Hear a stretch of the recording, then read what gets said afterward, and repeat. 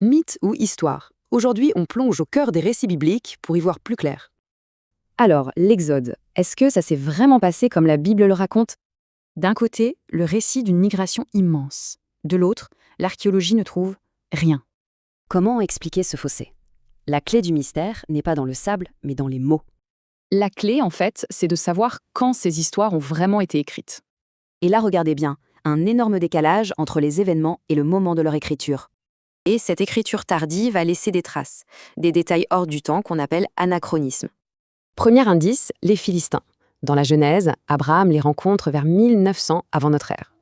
Sauf que les archives montrent qu'ils ne sont arrivés que 700 ans plus tard. Étonnant, non? Deuxième indice, les chameaux. Les patriarches les auraient utilisés pour leur grande caravane commerciale.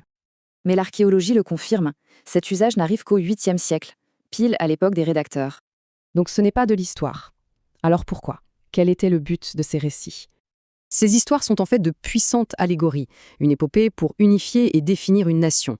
Le voyage d'Abraham, par exemple, fait écho au retour de l'exil de Babylone.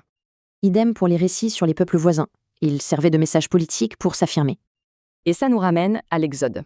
Et là, la révélation est surprenante. L'histoire n'est pas celle des Hébreux quittant l'Égypte, car Canaan était une terre égyptienne.